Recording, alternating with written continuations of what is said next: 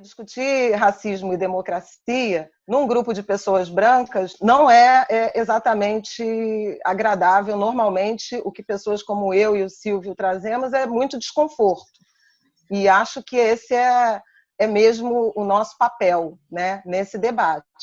É trazer esse incômodo, né, esse amargo. Tá um sábado lindo de inverno, mas o assunto que vocês nos propuseram, e a gente poderia estar falando de outros assuntos, por exemplo, do futuro da esquerda no mundo. De modo geral, quando se fala de futuro, e eu queria começar até por aí, primeiro para conversa agradável, pode não ser agradável, fazer esse alerta, e segundo, sobre essa perspectiva de futuro, né? Um eixo, por exemplo, das reflexões das pessoas negras, dos intelectuais negros, tem a ver com a observação de que o futuro normalmente é projetado sem negros, seja nas reflexões, né, seja no futuro objetivamente. Nós temos, inclusive, um exemplo muito recente disso, né? Um livro recém-lançado, O Mundo Pós-Pandemia, que conseguiu a proeza de ter 50 pessoas brancas, 13 mulheres e 37 homens, como se mulheres não fossem mais da metade da população brasileira, no caso, e negros não fossem também mais da metade da população negra. Diante disso e dessas observações, que para a gente, como eu e o Silvio, são diárias, né? A gente está o tempo inteiro se confrontando com visões de futuro, com construções de futuro, com construção de políticas que nos envolve, ora sequer não nos envolvem, mas invariavelmente são pensadas e decididas pelos outros, né? Partindo da centralidade das pessoas negras, são os outros que decidem sobre nós quando querem nos considerar. Então, muito dessa reflexão que eu gostaria de dividir com vocês, já que a provocação foi racismo e democracia, não tem democracia se tem racismo. E, verdadeiramente, é um pouco dessa mensagem também que o povo negro hoje faz em relação à sociedade brasileira. Há uma melancolia em relação ao desmonte das instituições democráticas, da qual a gente não compartilha inteiramente, porque não experimentamos inteiramente isso que se costumou chamar de democracia. Como é democracia se só homens brancos estiveram com a caneta, em raras exceções? Como é democracia se não houve mulheres decidindo? Como é democracia se não houve negros decidindo? Como é democracia se não houve indígenas decidindo? Como é que a gente pode lamentar-se em lutar de um regime que jamais foi plenamente alcançou valores democráticos para a maioria da população brasileira? Então, a minha primeira provocação é: defina a democracia, né? Acho que essa provocação é fundamental para a gente projetar o futuro da democracia que a gente quer construir, porque quando o movimento negro, o povo preto, os intelectuais negros estão falando de democracia, estão falando de uma democracia que não existiu, estão projetando uma democracia no futuro que nunca existiu no passado e que não existe no presente, talvez agravada no presente, né? Por tudo que a gente sabe, eu vou me dispensar de falar da tragédia que é o governo que o desgoverno, né? Vou me permitir até chamar de desgoverno aqui entre nós, entre 100, em off entre 100. Mas acho que é importante, porque quando a gente está projetando reflexões de luta, de reconstrução democrática, né, o conceito é muito diferente, ou é algo diferente, dependendo de com quem a gente fala, em relação a, por exemplo, o movimento de mulheres negras, né? O movimento negro mais amplo, aí incluindo os homens, os movimentos de juventudes, né? Então, eu acho que o racismo é um fundamento da sociedade brasileira, com a qual a gente se acostumou, se moldou, né? Como se fosse uma jiboia, sei lá, uma dessas plantas que vão se enroscando e vivem, e se alimentam e crescem a partir de uma perspectiva muito equivocada, assimétrica, equivocada, criminosa, dá para falar, dá para usar esse termo. E quando a gente pensa a reconstrução da democracia a partir daqui, né, a partir desse ponto que chegamos, é muito importante pensar que as pessoas negras que se letraram nos moldes, né, do que o que a gente chama de branquitude nos impôs, porque nós sempre tivemos outros saberes sofisticadíssimos, né, outras experiências, né, de vida, de convivência comunitária, experiências espirituais, inclusive, experiências invisíveis, que estão longe de ser a doença mental, a insanidade mental, que durante muito tempo nos foi atribuída em razão dessa nossa ligação muito intensa com o invisível. Quando a gente está falando de democracia, né, e de transformação da sociedade, a gente não está falando de uma memória enlutada. A gente está falando verdadeiramente de construir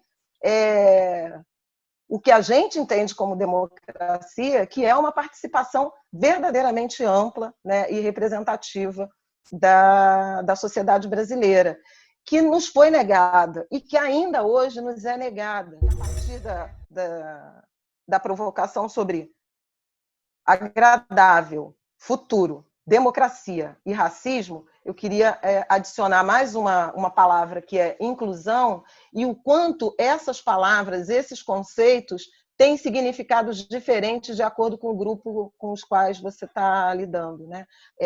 Como a gente tem muitos escritores e intelectuais, a força dessas palavras e o que elas significam. Então, agradável pode não significar a palavra que eu estou querendo provocar em vocês, né? Se você me chama para uma conversa agradável sobre racismo, são duas coisas incompatíveis, né? Racismo, democracia e agradável são palavras que não convivem, não podem conviver, porque não tem nada de agradável de falar sobre racismo, nem quando a gente está querendo construir algum tipo de agenda antirracista, né? Especialmente uma pessoa preta. É muito desagradável para a gente falar sobre racismo e lembrar do racismo que a gente sofre historicamente, que a gente quer desconstruir. O mesmo eu posso dizer sobre democracia.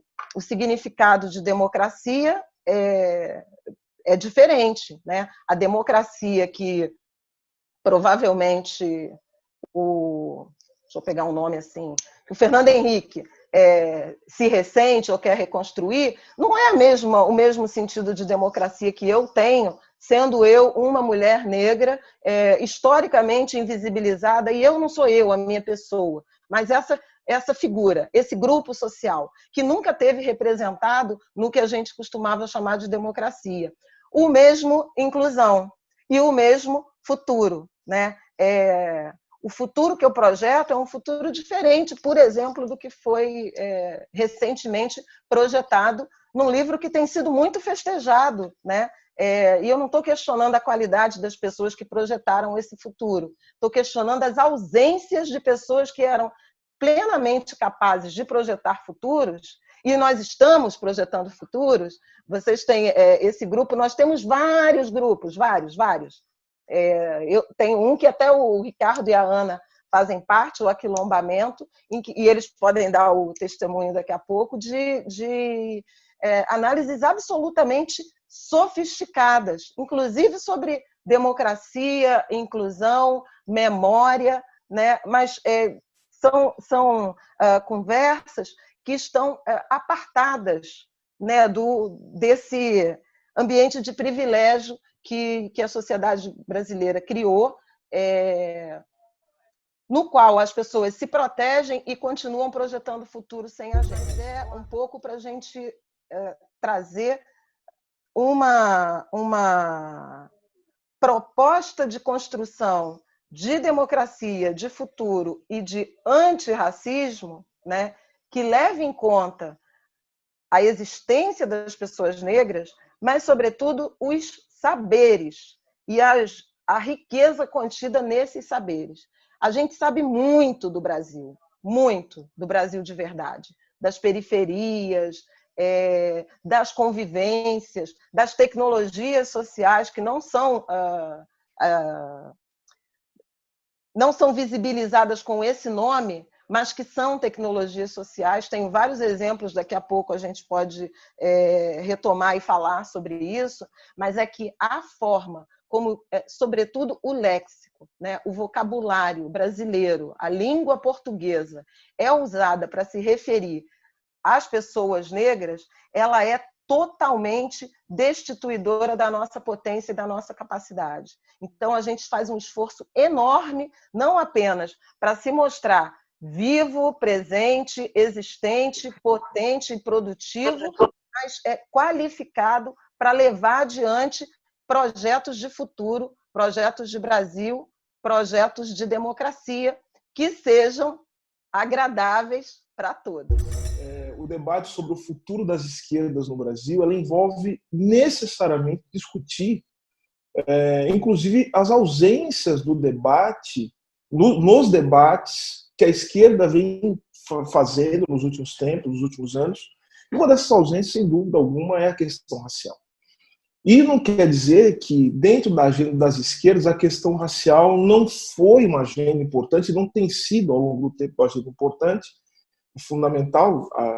Enfim, eu acho que é o campo, dentro das várias possibilidades do espectro político, em que a questão racial ela tem sido colocada da maneira mais contundente, mas existe no debate das esquerdas no mundo uma ausência profunda da questão racial. Eu vou desconfiar de qualquer pessoa que venha falar sobre o futuro das esquerdas no mundo e que não trate a questão racial como uma questão fundamental. Porque, sem dúvida alguma, será uma das grandes questões do nosso tempo. Eu ouso dizer, permito-me fazê-lo, que nos próximos tempos nós vamos, o debate político ele vai girar em torno de dois grandes temas, e a questão racial ela vai atravessar esses dois grandes temas. A gente vai ter que discutir a questão da desigualdade, sim, acho que é uma questão fundamental, e vai haver uma grande disputa política sobre o que é a desigualdade, as formas de combate à desigualdade, enfim. Isso vai, portanto, vamos dizer, na minha concepção, reformular aquilo que se entende como esquerda e direita nos próximos tempos. E o outro ponto vai ser, o nosso tema de hoje vai ser a democracia. Porque diante eu diria que da decomposição do tecido social provocado pela crise que nós estamos vivendo, e a pandemia é um dos ingredientes da crise que nós estamos vivendo hoje, enfim, eu acho que a gente vai ter que discutir a democracia, porque o que está se colocando no mundo é opção, né? A democracia, tal como nós entendemos, como uma questão puramente formal, o direito de você apertar um botão de confirme de 4 em 4 anos, ou então viver em ordem. Perceba o que está sendo colocado. Você prefere viver em ordem ou você prefere viver num mundo que você possa escolher quem é o dirigente de plantão sem que isso afete a dinâmica da sua vida? Então, eu acho que as pessoas elas vão ser colocadas diante desse dilema. Mas a questão toda qual que é a relação entre racismo e democracia? Para começo de conversa, eu acho que eu quero propor que nós olhemos a questão racial de uma maneira muito mais sofisticada do que tem sido feita. Eu acho que essa, Otávio, e o que você falou sobre o meu livro, tem sido, eu acho que é a minha contribuição, não a contribuição em termos de colocar o conceito de racismo estrutural para a discussão, né? Mas de recolocar e reorganizar o debate sobre a questão do racismo estrutural, que vem sendo feito por outras pessoas, por outros intelectuais, muito antes do que eu tenho feito. E a sofisticação, entender o que é o racismo estrutural, é, antes de tudo, compreender que o racismo é uma dimensão central para a compreensão dos processos de reprodução da vida social e política do nosso mundo. Em outras palavras, não se pode compreender a questão racial e a dinâmica de produção da raça, dessa fantasmagoria ou desse imaginário, né, de morte, de destruição, que é o imaginário da raça, sem compreender a conexão da raça e do processo de criação da raça com a política. Eu quero falar de 4 dimensões aqui, né, ou 4 elementos fundamentais, que eu chamo de são os elementos estruturais da vida social: a política, o direito, a economia e o campo de construção do imaginário social, enfim, que a gente pode chamar de cultura, né? Então, eu acho que a gente tem que entender o racismo na sua dimensão política, na sua dimensão jurídica, na sua dimensão econômica e na sua dimensão cultural. Sem a conexão do racismo, da questão racial, com esses 4 elementos fundamentais da vida social e política, não se pode compreender como o racismo ele tem a força que tem e ele consegue, portanto, se reproduzir e ganhar novas formas à medida que a sociedade também vai avançando. E a gente pode entrar num outro tópico, que é falar também das novas formas de racismo, porque o racismo ele se modifica, ele ganha novas formas. E muitas vezes, quando a gente fala da questão racial, o que nós estamos fazendo é simplesmente falando de formas do racismo que, não que não existam mais, mas que foram, vamos dizer, de alguma forma, foram ultrapassadas por novos meios de reproduzir a dinâmica da desigualdade racial, de formas muito mais sutis, inclusive. E é essas que nós precisamos prestar atenção. Então, vamos falar rapidamente desses 4 elementos e a gente abre para a discussão, tá? Quero falar da dimensão política do racismo. Veja que, da mesma maneira que eu disse que não se pode compreender o racismo sem entender a ligação do racismo com esses elementos estruturais, eu quero também afirmar aqui que não se pode compreender esses elementos estruturais sem compreender o racismo, tá? Então, já estou dando recado aqui nessa conversa, que é a seguinte: se não entender nada de racismo, não vai entender nada de política. É isso que eu quero dizer. Se não entender nada de racismo, não vai entender nada de economia. Eu sei que eu estou falando aqui com economistas, eu já vi que tem alguns economistas da pesada aqui, gente do mais alto gabarito. Mas eu ouso dizer a esses economistas, e alguns, inclusive, que se debruçaram sobre o problema da desigualdade racial, se não me engano, eu vi aqui o Ricardo Henriques, né, que conhece, portanto, o problema da desigualdade, que conhece, portanto, o problema, a questão da ação afirmativa. Veja só, eu quero dizer que não se compreende a dimensão da política, da economia, do direito e nem também da cultura se a gente não compreender como a questão racial é um elemento estruturante dessas dimensões e que são, na verdade, relações sociais. Então, vamos lá, fala da questão política. Então, a gente fala de democracia. Então, vejam que a nossa ideia de democracia, a Fábio falou muito bem, ela é uma ideia que é contaminada, que ela é infiltrada também pelos parâmetros de racialização. Então, vejo que para nós é muito natural conceber uma ideia de democracia, uma dinâmica de democracia que não contemple a participação política efetiva da maioria da população negra. Então, eu pergunto para vocês, se a democracia ela pode ser de alguma maneira definida como uma possibilidade efetiva de participação, e mais do que participação, de efetiva contribuição na produção dos mecanismos, né, de decisão sobre os rumos que a sociedade leva, a pergunta é como é que nós podemos falar de democracia num país, e mesmo agora também falando de economia de desenvolvimento, num país em que a maioria esmagadora da sua população ela é submetida aos mais variados processos de violência e de opressão. Então, na sua dimensão concreta, a democracia ela tem que levar em conta a desigualdade racial. A não ser que nós pensemos democracia de forma restrita, tal como ela foi concebida em Europa e Estados Unidos, né? Então, assim, acho que são questões fundamentais. E aí, o que nos leva, inclusive, a pensar também, eu escrevi um artigo sobre isso no livro da professora, organizado pela professora Lilia Schwartz e Eloise Stalin, falando sobre republicanismo e raça, mostrando como até a nossa noção de república, mais do que democracia, é uma noção que não leva em consideração também os atravessamentos raciais. Então, é muito importante, portanto, racializar a questão democrática e democratizar a questão racial. São dois pontos fundamentais para que nós possamos entender a dinâmica com que se desenvolve os grandes dilemas da democracia. Então vejam, e pegando aqui o exemplo rapidamente, podemos voltar a conversar isso, podemos pegar o exemplo dos Estados Unidos. Dos Estados Unidos. O que está acontecendo nos Estados Unidos hoje, e vejam o que Donald Trump vem fazendo algo que está escandalizando os americanos. Eu lembro, eu estava assistindo televisão quando Donald Trump ameaçou usar o Insurrection Act, que é um ato em que ele... Seria mais ou menos como a GLO, né, no Brasil. Quando ele ameaçou fazer isso, o Anderson Cooper, da CNN, ele estava transtornado. Ele falava assim, nossa, nós estamos vivendo uma ditadura. Uau. Assim, é que ele fala, conta para ele, ele não sabe o que é o Rio de Janeiro, né? Ele não tem a noção do que é isso. Né? Ou seja, de ver tropas, exército, ele não sabe o que é a polícia militar, eles não sabem mesmo o que é isso. Né? Então ele estava escandalizado. E vejam que não à toa isso foi mobilizado contra manifestações que pediam igualdade racial. O que demonstra que a sociedade americana ela é forjada, vejam que não é uma anomalia, e é isso que eu quero chamar a atenção de todos aqui. A questão racial ela não é uma anomalia, ela é a normalidade.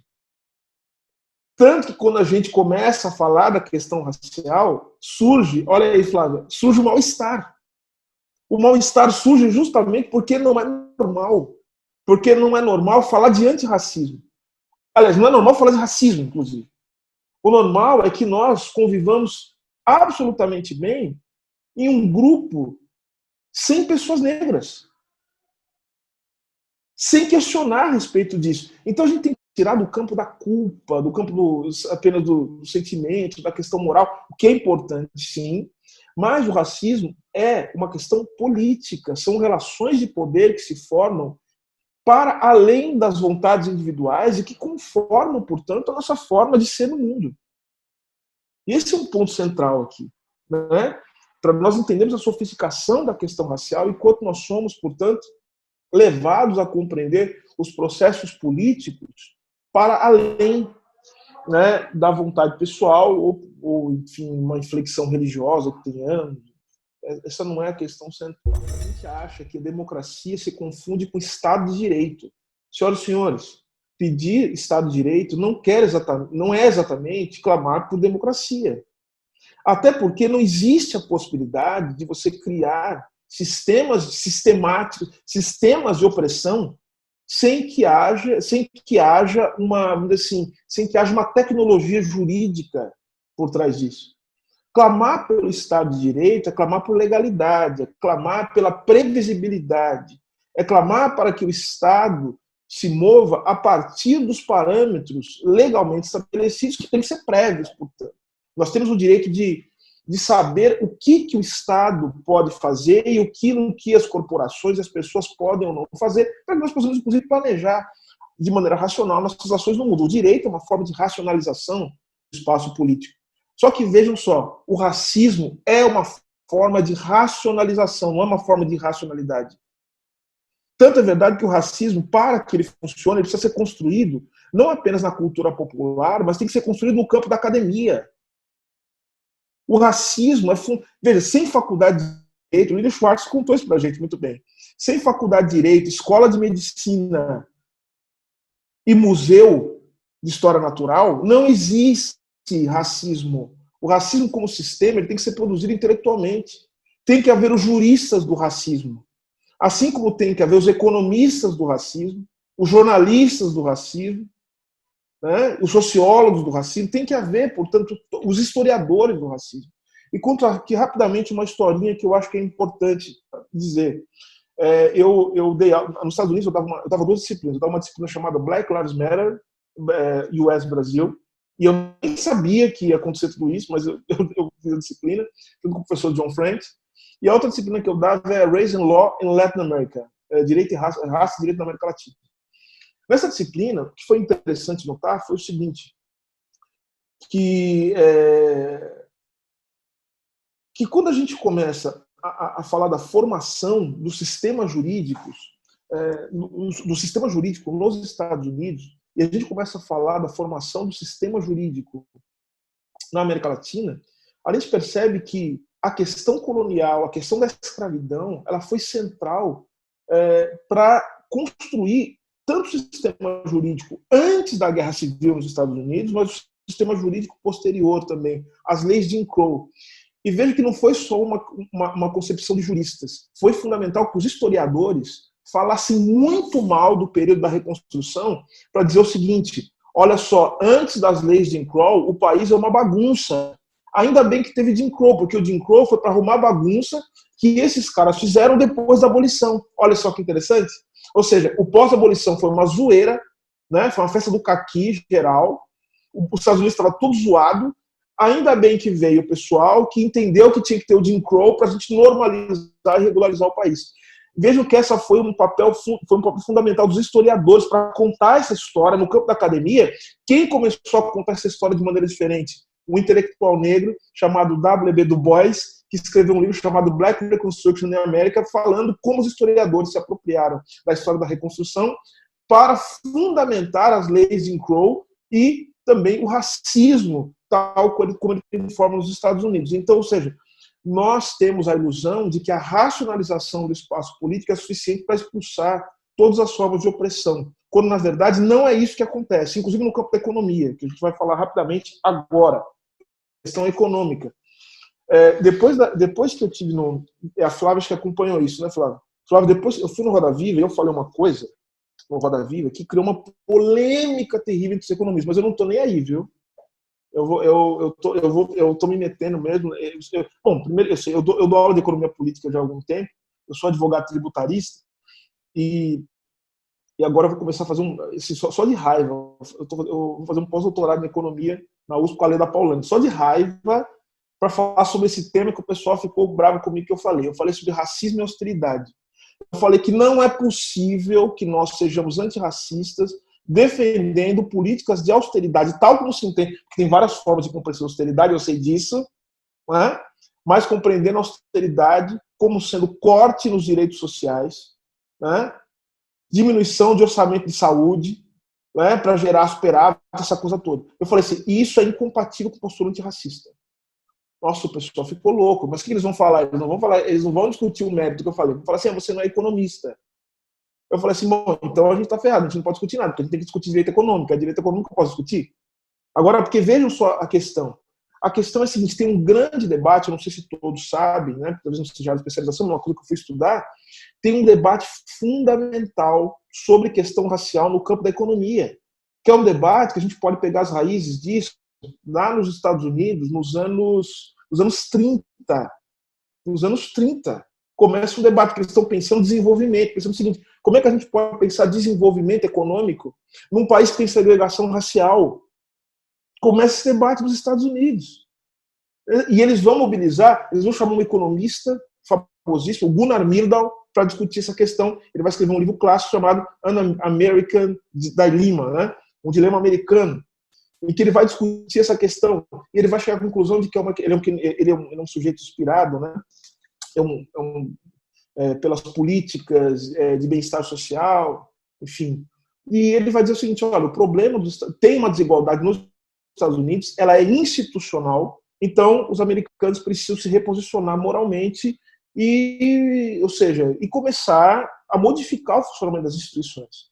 Aí aí o Oliver Cox, que é um sociólogo, também da economia, um marxista, vai entrar no debate, e depois o Gary Becker vai entrar no debate também, porque está ficando feio para os neoclássicos, né? Enfim, não falar dessa questão. Só que vejam que tem uma sutileza aí nesse debate. esse debate é um debate que é muito sofisticado, porque ele envolve, inclusive, questões de natureza metodológica. Metodológica. O Gary Becker, quando ele vem com a história da discriminação por preferência ou teoria do capital humano, ele está jogando a questão racial para o plano do preconceito e, portanto, uma questão de falha de mercado ou irracionalidade do indivíduo que não toma a decisão que otimiza os recursos racionais. Então, vejam que coisa interessante. Então, a questão de você...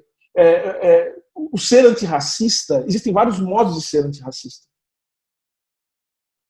Então, veja, não é porque o sujeito ele é partidário de uma posição neoclássica no campo econômico que ele é um racista. Mas a questão metodológica faz toda a diferença na hora de se pensar isso.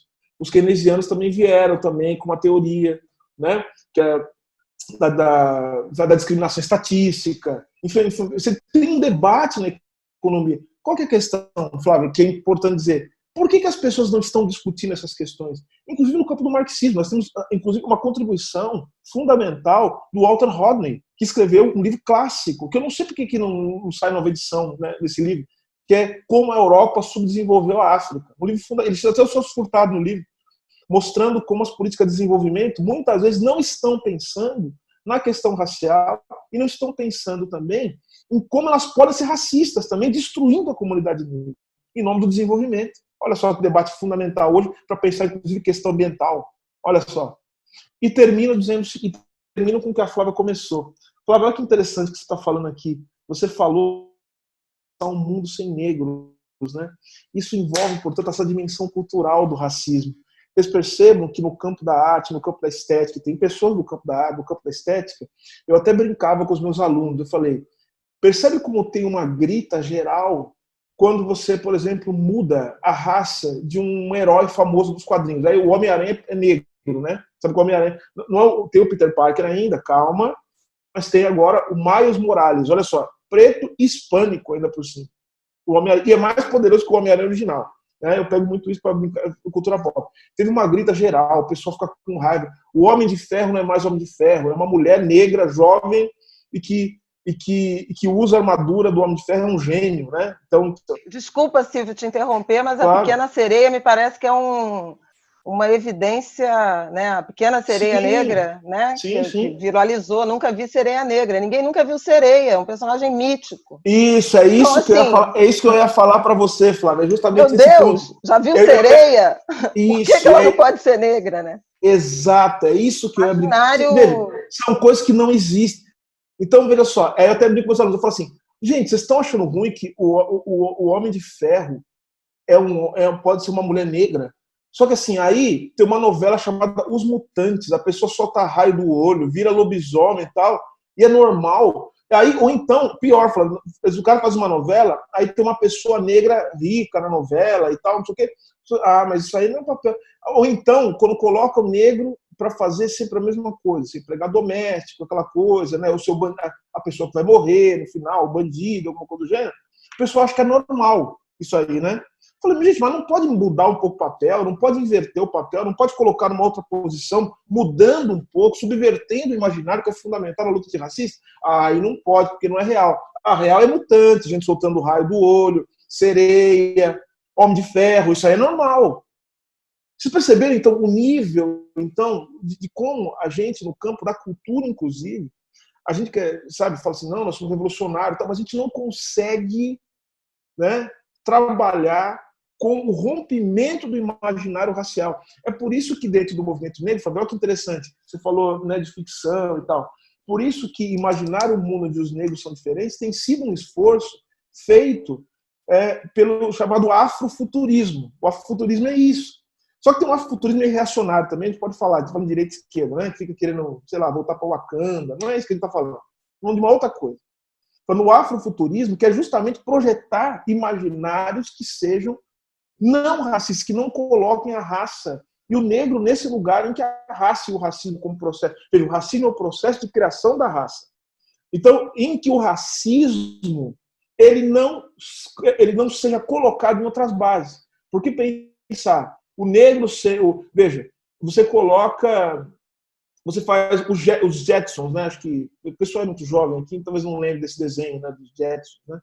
Nem vai lembrar, o pessoal é bem jovem. Mas os Jetsons do futuro, aí você pega, faz os Jetsons e coloca um robô que é empregado doméstico nos Jetsons. Você percebe, então, que a gente faz o seguinte, a gente transpõe todas as desgraças do nosso mundo e coloca alta tecnologia. Veja, não é isso que a gente está falando. Então, em resumo, se a gente não for capaz de pensar de maneira sofisticada a questão racial como parte de uma dimensão, como parte, né, do processo de reprodução social, nós não vamos conseguir entender o que é democracia, porque para pensar democracia, nós não podemos ficar nos velhos modelos em que numa democracia que não se pauta pelo antirracismo. Qualquer luta democrática hoje necessariamente é uma luta antirracista, necessariamente. Porque a democracia ela não é apenas a forma de organização política, mas nós estamos discutindo a viabilidade do mundo e do futuro, porque nós vamos precisar de muita inteligência, de muita energia para fazer com que esse mundo seja um mundo diferente, um mundo que nos apresente novas alternativas. E sem democracia nós não vamos poder reunir o que de melhor o nosso mundo pode produzir em termos de energia e de inteligência, que é justamente essa inteligência que está sendo morta pela polícia, que está sendo afetada pela Covid-19. Nós estamos destruindo o nosso país, né, direta e indiretamente, porque nós somos incapazes de aproveitar dentro de um movimento, ou pelo menos de energias democráticas, aquilo que o nosso país produz de melhor. Tem uma inteligência popular que está sendo morta, tem uma inteligência feita fora dos âmbitos da academia e das elites, né? E que são fundamentais, serão fundamentais para que nós possamos construir projetos alternativos de mundo. A democracia, portanto, ela deve servir a vida, servir, portanto, aberturas para o futuro. Muito obrigado. Que é fundamental também provocar e fazer tremer a estrutura político-partidária desse país, que a esquerda e a direita é profundamente masculina, branca, cis, hétero, e com pouco espaço, né? Com quase nenhum oxigênio para diversidade, para experiência democrática. Quer dizer, há um controle, né, do debate político, do protagonismo político por parte dos mesmos grupos há séculos, né? E isso não tem mudado, né, recentemente. Então, eu acho que é uma necessidade de a gente adicionar mais esse tijolo ao debate democrático e de construção de democracia, ou voltaremos à mesma experiência democrática que não contempla, que exclui tantos brasileiros e brasileiras. Então, acho que é talvez um aprofundamento, né?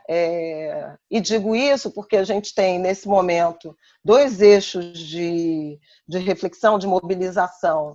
Um é o Manifesto da Coalizão Negra por Direitos, que é algo muito, muito importante, absolutamente relevante, muito mais importante do que, com todo respeito à Frente Ampla, muito mais importante do que essa provocação e do que os outros manifestos. Existia antes, o que prova, né, é uma evidência, inclusive, da sofisticação e da forma como as pessoas negras no Brasil, eu nem vou chamar do movimento negro no Brasil, os negros e negras brasileiras pensam democracia, pensam transformações e se preparam para elas, né? A Coalizão Negra por Direitos é uma aliança de mais de uma centena de organizações do movimento negro, de mulheres, religiosos, cristãos, de terreiros, juventudes, coletivos de universidade, tudo isso, lançados entre o fim com o primeira grande convenção em novembro e dezembro do ano passado, de 2019, depois de discussões que vinham desde quando 2018 ficou claro o que seria, né, o que viria de desfecho, e lançado como manifesto, como carta de princípios, né, e de metas, em janeiro de 2020. Muito antes, portanto, da pandemia e dessa preocupação algo atabalhoada que outros setores da democracia convencional brasileira arregimentaram aí recentemente. No entanto, é um movimento apagado, que precisou se relançar a partir de um manifesto Não há racismo, não há democracia sem racismo, também bastante invisibilizado ou não visibilizado o suficiente para a profundidade, né, das reflexões e das propostas que traziam. Na semana passada surgiu um outro documento, uma outra mobilização na direção de uma proporcionalidade das verbas. E esse debate é fundamental, assim como o Silvio falou da questão econômica, né, do debate econômico, que é um debate orçamentário, objetivamente. Como é dividido o bolo orçamentário vai determinar como será a nossa democracia, o nosso futuro, o nosso desenvolvimento. O mesmo vale para as verbas partidárias. Então, me parece a reflexão adicional que eu lancei. Eu estou lançando pautas aqui, né, gente? Linguagem, conceitos, né?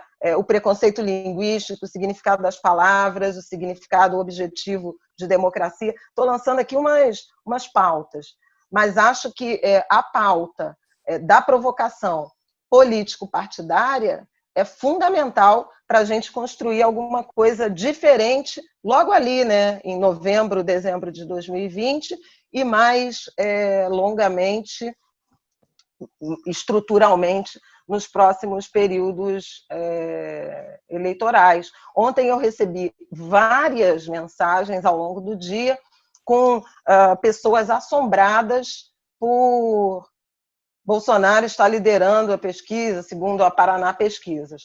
Aí eu me peguei, minha primeira reação, bom, vou tentar desqualificar a Paraná Pesquisa para acalmar os meus. Aí fui fazer uma pesquisa sobre quais eram os resultados eleitorais das últimas medições do Paraná Pesquisa antes do primeiro e do segundo turno de 2018. Aí eu perdi esse argumento, porque eles diziam que ia dar Bolsonaro, 60-40, etc. E aí falei, caramba, como é que eu vou acalmar meu povo, né, diante de um instituto que não exatamente erra nas projeções, que é a desqualificação mais óbvia. Não, você não entendeu, ou ele não serve, ou ele... E aí eu fiquei pensando nos nomes. Caramba, é óbvio que vai dar Bolsonaro. São as mesmas pessoas. Quem sabia de Marielle? O povo preto e a juventude que está minimamente conectada com o que está acontecendo, com as linguagens, com os encontros, com as formas de se encontrar.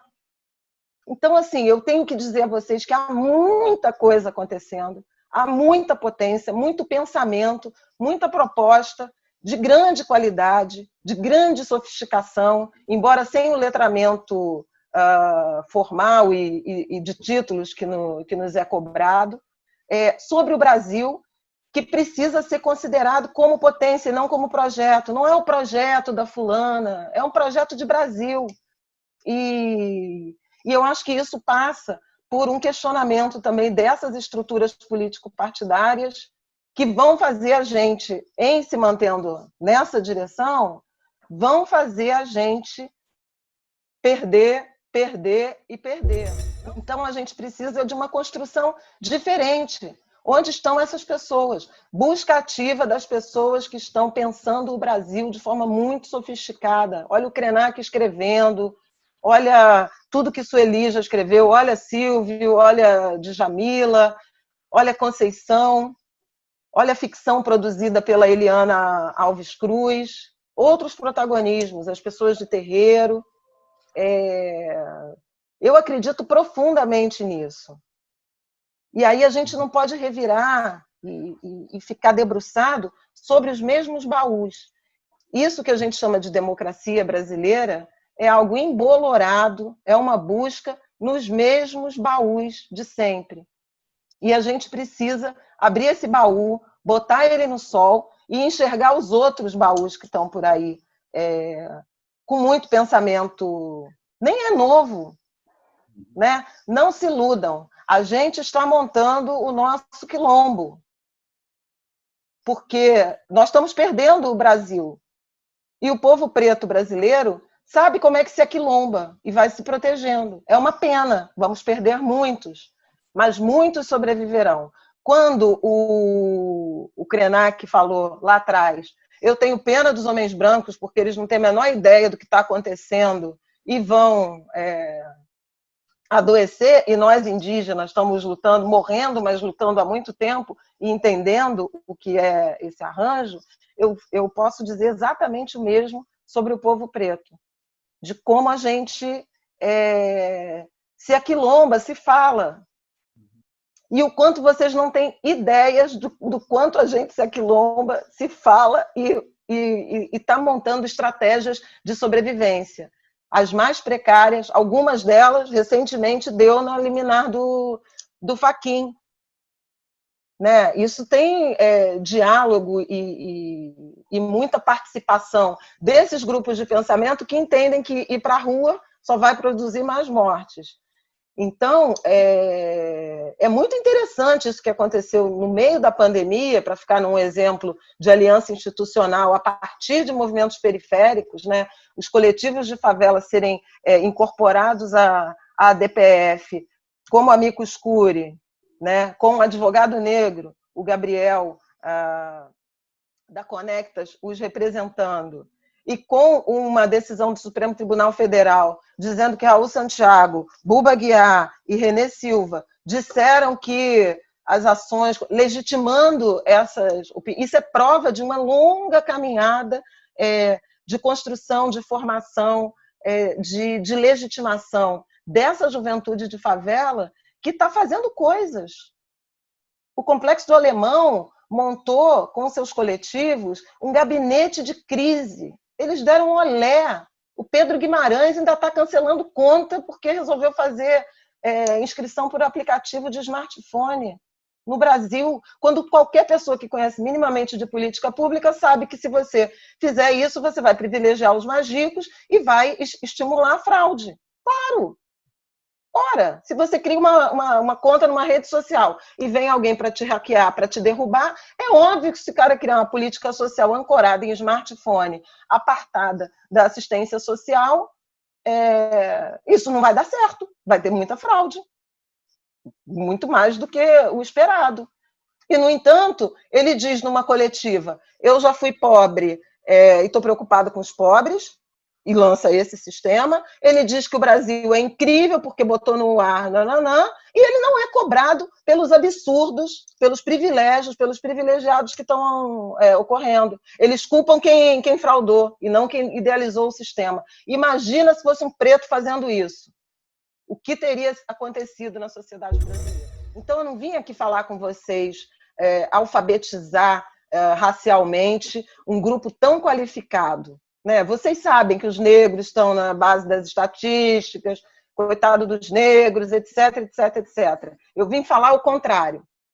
Vim aqui, trago boas novas. A gente está pensando construção de democracia do Brasil muito antes do que vocês estão pensando. A gente já tem um conjunto de propostas, a gente tem gente capacitada. É uma proposta de pensar o inverso. E se, né? Onde é que está o erro? Sabe aquele jogo dos 7 erros? Onde é que está o erro? Tem muito erro e a gente precisa educar o olhar para enxergar esses erros e identificar a potência, né, a capacidade contida, a tecnologia político-social e econômica e, eventualmente, urbanística contida nessas potências, com esses saberes genuínos, orgânicos, sofisticados, mas não atrelados ao que convencionalmente a gente reconhece como saberes e potências.